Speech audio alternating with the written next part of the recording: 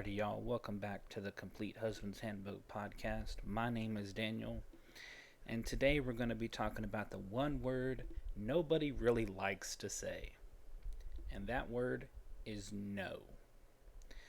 Now, as this is going to be the last podcast of the year and of the month, Christmas is coming up, and people want stuff. They want to spend time with family. They want to give the best gifts. They want to have meaningful connections with people.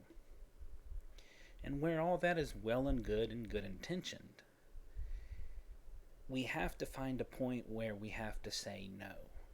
No, we don't have the time. No, we don't have the money. No, we don't have the resources. Or no, it's just not feasible. And when nobody wants to say that word, because let's be honest, we all want to be liked. We want people to like us. We want people to be friends with us. We want our in-laws not to think of us as the guy who stole their little girl. We generally want others to see us in a good light. And where again, that's a desire with good intentions. We have to have barriers, and we have, or not barriers, but boundaries. We have to have boundaries. And saying no is a way to have those boundaries and to establish when too much is too much. Now, like I said, it's the end of the year. Most people are having some form of a holiday party, be it religious or otherwise. And we always tend to go over the top, A lot of food, a lot of drinks, a lot of gifts, staying up way too late, waking up way too damn early to go to those, after holiday sales and whatnot. But we really have to learn how to say no. If our friends want to go out drinking and we have other things we need to be doing, we have to learn how to say no. I learned that the hard way. I was usually the designated driver in my friend group. Others of my friends weren't really religious, but they liked having me around, and they knew that I could get them home safe. They trusted me to get them home safe. But there would be times when I was just too tired. I used to work nights, and it would be really hard to get the kind of energy needed to be around a bunch of drunk, belligerent people, even though I really like them. And then have to corral them into the car and make sure they're all buckled, make sure they're not doing stupid crap, leaning out the window, throwing beer cans at whatever as we're driving down the road. It takes a lot of energy. And I had to learn to tell them, hey guys, not this time. Or how about we stay home, order a bunch of pizza, you can have all the drinks you want, and we don't have to go anywhere.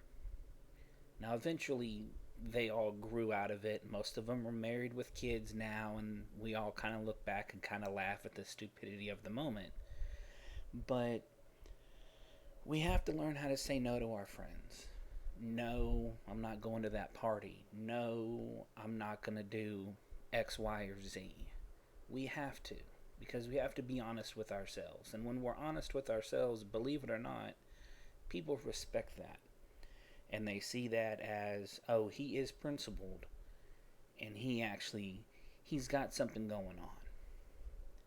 Now, another way to say no is we have to say no to our families. And by families, I mean extended families. Siblings, parents, in-laws, for those of us who are married, etc. Like I've said in a previous a video, my wife and I live 7-8 hours away from my family, and we live states away from her family. Now, it just happened to fall that way. I moved up here to Dallas to find better work. She moved here to Texas for really just other reasons. But we enjoy Dallas. We enjoy where we live, and we enjoy what we do. But, there are times when during the holidays we do miss being around family. We miss seeing them, the nieces, the nephews, the children running around like they've got no good sense. But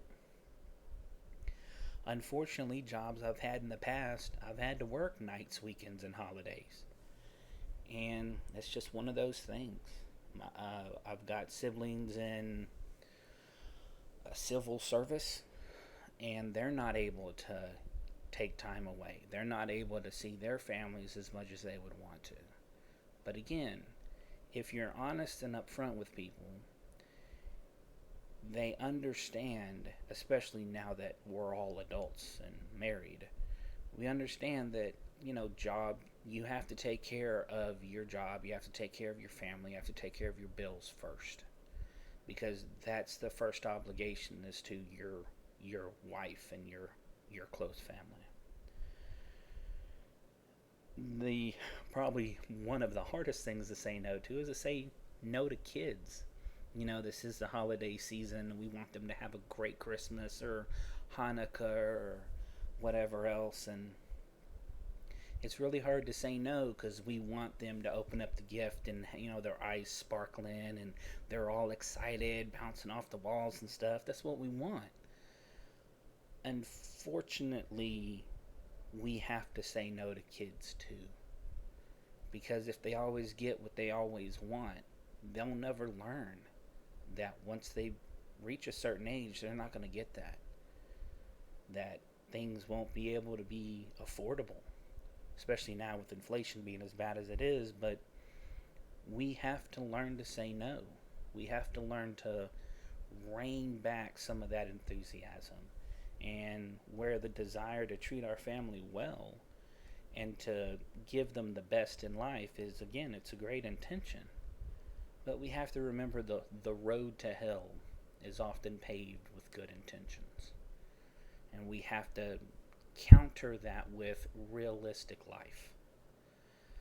So, hopefully this coming year, as 2022 is coming up, we're able to look at it and go, okay, maybe we shouldn't, do as much. Save money, pay off the bills, put some savings away for the kids' college fund or whatnot, and really show them that it's okay to invest in the future. Yeah, a nice pair of tennis shoes would be great, especially if they're designer shoes. But how long are their feet going to fit in those shoes? Or those jeans, or whatever the case may be. Get good, lasting gifts, and I guarantee you the kids will look back and go, my parents knew what was going on.